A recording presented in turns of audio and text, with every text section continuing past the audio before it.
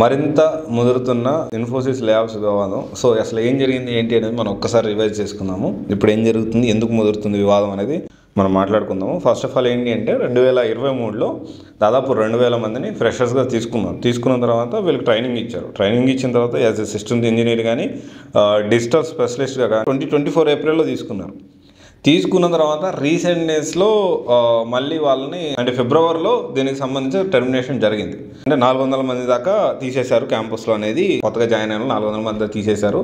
So దీంట్లో కొంత 700 మంది తర్వాత మళ్ళీ వాళ్ళు ఫిల్టర్ చేసి 400 మంది దాకా అన్నట్లు సో డిస్కషన్ అనేది జరుగుతుంది. అండ్ అయితే దీనికి సంబంధించి ఇది సోషల్ మీడియాలో దీని గురించి విస్తృతంగా చర్చ జరుగుతుంది. చాలా విమర్శలు వచ్చాయి. దీనికి సంబంధించి ఎక్స్ప్లెనేషన్ ఇన్ఫోసిస్ కంపెనీ ఏం చెప్తుందంటే, సో మేము ఒకసారి కాదు వాళ్ళకి 3 times మనము రిపీటెడ్గా టెస్టులు పెట్టాము, వాళ్ళు క్వాలిఫై కాలేకపోయారు. సో అందుకనే అంటే ప్రాజెక్ట్లో ఇవ్వడానికి ప్రాజెక్ట్ అసైన్ చేయడానికి మేము ఇట్లా టెస్టులు పెట్టాము, అది వాళ్ళు క్వాలిఫై అవ్వలేకపోయారు, అందువల్ల మేము కంటిన్యూ చేయలేకపోతున్నాం అని చెప్పి టెర్మినేట్ చేశాము అన్నట్లు కంపెనీ అయితే ఎక్స్ప్లెనేషన్ ఇచ్చింది ఈ సోషల్ మీడియాలో ఇదంతా వచ్చిన తర్వాత.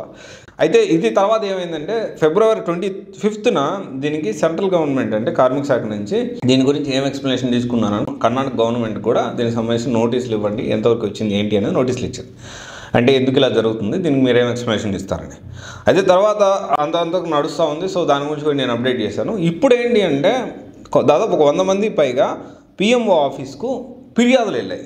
ఏమనంటే ఈ విధంగా అన్యాయంగా మమ్మల్ని తొలగించారు, 2 years అంటే ఇట్లా ఉండి మమ్మల్ని అన్యాయంగా తొలగించారు, దీనికి సంబంధించి మళ్ళీ మా ఉద్యోగాలు మాకు ఇప్పించి మా ఉద్యోగాలు మాకు ఇప్పించి ఇంకా భవిష్యత్తులో ఇలాంటివి జరగకుండా చూడాలి అన్నట్లు వీళ్ళు వినతి పత్రాలు దాదాపు 100 పైగా పిఎంఓ ఆఫీస్ పంపించారు.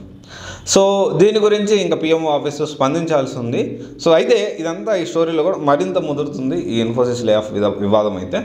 కానీ ఇక్కడ అందరూ ఒక విషయం అర్థం చేసుకోండి. సో జనరల్ కామన్గా మనం ఆలోచిద్దాము. ఐఎమ్ నాట్ సపోర్టింగ్, మళ్ళీ మీరు ఇన్ఫోసిస్కి ఎంఎన్సీ కంపెనీస్కి సపోర్ట్గా మాట్లాడుతున్నారు అనద్దు. కానీ సో డెఫినెట్లీ కంపెనీస్ మన దగ్గర డెఫినెట్లీ వాళ్ళ రిక్వైర్మెంట్ మీట్ కాకపోతే డెఫినెట్లీ 3 years ఎక్స్పీరియన్స్ ఉన్న తర్వాత అయినా కానీ వాళ్ళు టెర్మినేట్ చేస్తారు. జనరల్గా జరుగుతుంది, అన్ని కంపెనీస్ జరుగుతుంది.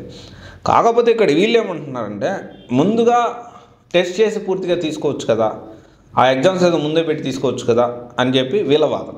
ఈ వీళ్ళ వాదన కూడా కరెక్టే. కానీ ఇక్కడ ఇంకొక విషయం మనం అర్థం చేసుకోవాలి. ఈ విధంగా అంటే అన్ని కంపెనీస్ కూడా ఇప్పుడు వచ్చే కొద్దీ సో ఎప్పటికప్పుడు అప్డేట్ అవ్వకపోతే మాత్రం మన ఉద్యోగాలకి అస్సలు సెక్యూరిటీ ఉండదు.